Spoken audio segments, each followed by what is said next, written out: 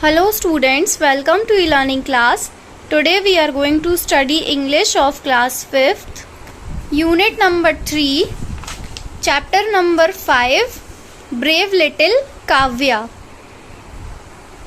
So I am going to start the story which is given on page number 61. Take out your page number 61. As she looked into these coal black eyes, her blood froze in her veins. She tried to ask him who he was, but nothing came out of her mouth. Unexpectedly, a gust of wind blew away the hood of his jacket. Frustrated, he took off the scarf that covered his mouth and slapped it on the table. Under the glistening moonlight shone a white face. It was nothing but a skull. There was no flesh covering the skull. The eyes shone even more menacingly, the teeth glittering. Suddenly she felt a hand on her shoulder. She turned around and let out a blood-curdling scream. Ah! she cried. तो क्या होता है कि जैसे ही वो उसकी काली घनी आंखों में देखती है, कोयले जैसी काली आंखों में देखती है, उसका जो ब्लड है, जो उसका खून है, वो सूख जाता है, जम जाता है. वो उससे पूछना चाहती है कि वो कौन है, लेकिन उसके मुंह से कुछ भी नहीं निकलता. और अचानक से क्या होता है, एक हवा का झोंका आता है जिससे कि उस आदमी की जो जैकेट है वो उड़ जाती है.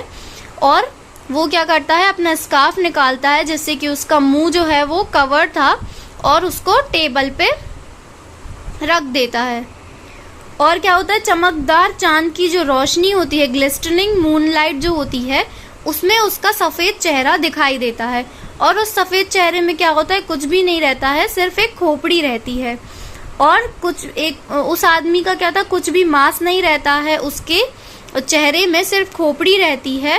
और उसकी जो आंखें हैं वो और ज़्यादा खतरनाक दिखाई देती हैं, और उसके जो दांत हैं वो किटकिटे दांत दिखाई देते हैं. जो उसके दांत हैं वो किटकिटाते हैं.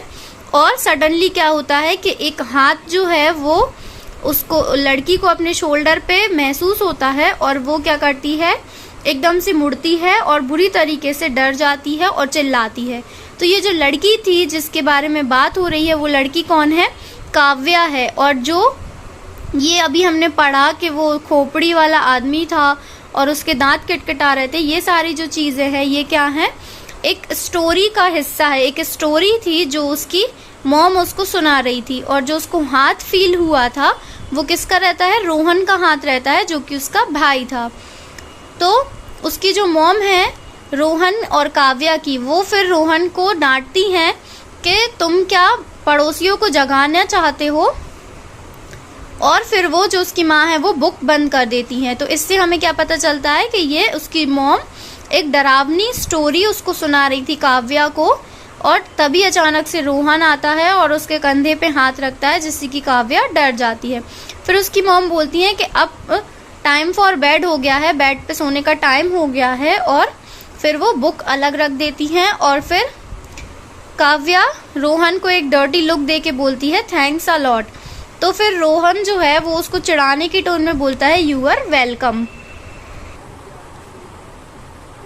फिर क्या होता है, उनकी जो मॉम है वो उन दोनों को सुला देती हैं, बोलती हैं दोनों जन को गुड नाइट, अब दोनों जन अच्छे से सो जाओ. और उसकी जो मॉम है वो लाइट को ऑफ कर देती हैं. फिर उसके बाद जो बच्चे हैं वो बोलते हैं गुड नाइट मम्मी. लेकिन काव्या जो है उसको नींद नहीं आ रही होती है, वो अपने जो बेड है उसके ऊपर जो सीलिंग होती है उसको घूर रही होती है. तो काव्या जो है वो छोटी जो धीमी सी आवाज़ में बोलती है रोहन क्या तुम जग रहे हो. तो रोहन बोलता है हूँ. मतलब जब हम सोने वाले होते हैं उस टाइप की जो हमारी आवाज़ होती है, वैसे में वो थोड़ा सा आंसर करता है उसको. फिर जो काव्या है वो बोलती है रोहन, मतलब उसको फिर से बुलाती है. तो रोहन जो है वो सोने की जैसी आवाज़ में बोलता है क्या है. ग्रॉगिली का मतलब होता है स्लीपली, मतलब जब हम सोने वाले होते हैं तब हमारी जैसी वॉइस होती है वैसी. तो फिर उसके बाद काव्या बोलती है कि क्या तुम्हें कभी ऐसा सोचा है कि क्या होगा अगर कोई तुम पर अटैक करे.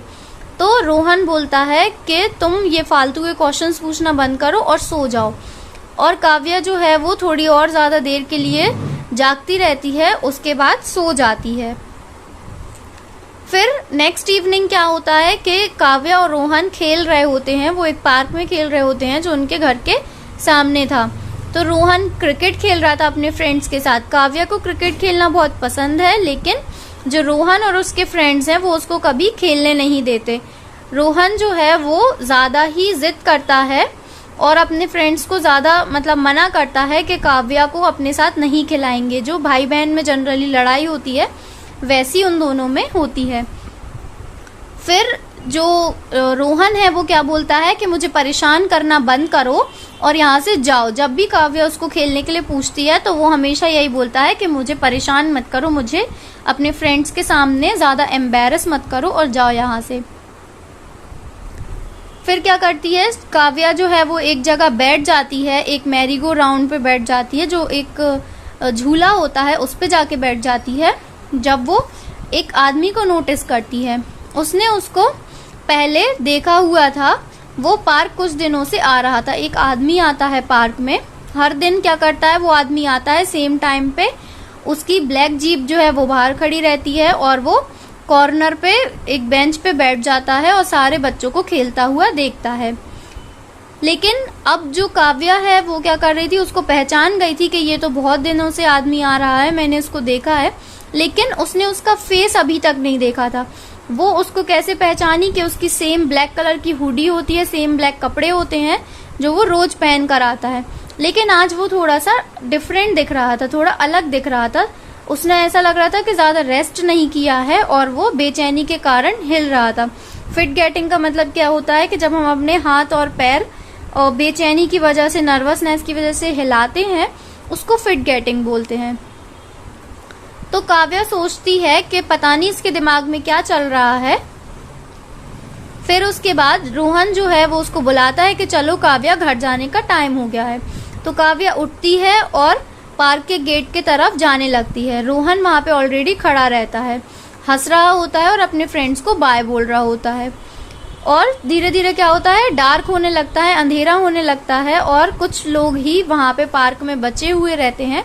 तो रोहन जो है वो काव्या का वेट कर रहा था गेट पर। जैसे ही रोहन वहां पे खड़ा रहता है तो वो क्या करता है, काव्या को बुलाता है कि जल्दी आओ, और वो गेट पे अकेला खड़ा रहता है। फिर क्या होता है कि काव्या को यकीन नहीं होता है कि ये क्या हो रहा है। वो जो देखती है वो बहुत अनरियल होता है, मीन्स उसको यकीन नहीं होता कि ये सच में हो रहा है।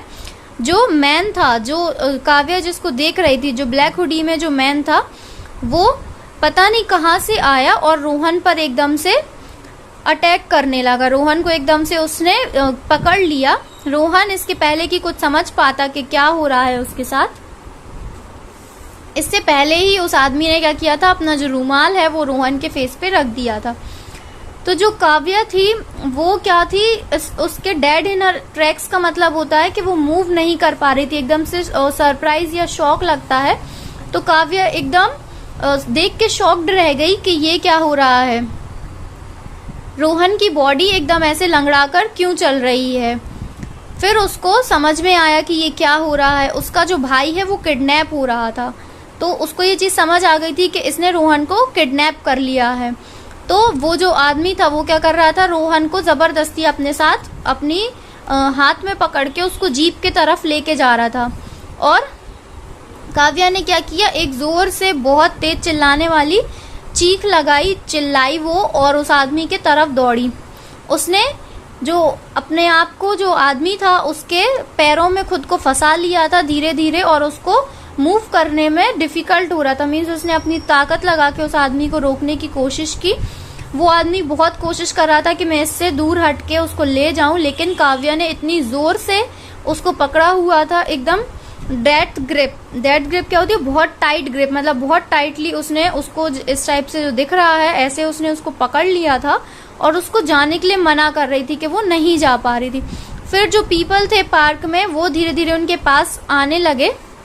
जैसे काव्या ने चिल्लाया था बहुत जोर से, तो लोग भी धीरे धीरे से वहां पे दौड़ के आने लगे।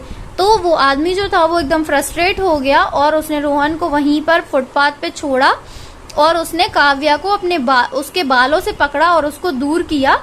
तो काव्या जो है वो गिर जाती है, फेस के तरफ से वो गिर जाती है। लेकिन क्या होता है, एकदम से वो फिर चक्कर भी आ जाते हैं उसको, लेकिन जो आदमी था वो क्या होता है कि वो उसको ले जाने में असफल रहता है। रोहन किडनैप नहीं हो पाता है। जैसे ही सारे लोगों की आवाज सुनता है तो वो आदमी उसको वहीं छोड़ के चला जाता है। और काव्या जो थी वो जीप का साउंड सुनती है और देखती है कि वो जो आदमी था वो जा रहा है। वो खिसक खिसक के रोहन के पास आती है, उसको जगाती है, लेकिन जो रोहन था वो कैसा था, अनकॉन्शियस था, बेहोश था। फिर क्या होता है कि उसको ऐसा लगता है कि कोई उसको उठा रहा है और उससे पूछ रहा है क्या तुम ठीक हो। तो वो आंसर करती है कि हाँ मैं हूँ, मेरा भाई। ऐसे वो थोड़ी बेहोशी की हालत में बोलती है, लेकिन फिर वो दोबारा से बेहोश हो जाती है। वो अपनी कॉन्शियसनेस जो है वो लॉस्ट कर देती है। फिर उसके बाद जो काव्या है उससे रोहन पूछता है कि हे काव्या, मैं बाहर जा रहा हूँ अपने दोस्तों के साथ क्रिकेट खेलने, क्या तुम हमें ज्वाइन करोगी। रोहन उससे थोड़ा हिचकिचाते हुए पूछता है। ये पहली बार था इतने टाइम में कि उसके जो पेरेंट्स थे, जो काव्या और रोहन के पेरेंट्स थे, कुछ वीक्स का टाइम हो चुका था, कुछ हफ्ते हो चुके थे। फिर उन्हें क्या लगा, कॉन्फिडेंट लगा कि अब हम बच्चों को अकेले खेलने बाहर भेज सकते हैं। क्योंकि जो काव्या थी वो बहुत ब्रेव थी, उसने अपने भाई को बचाया था किडनैप होने से।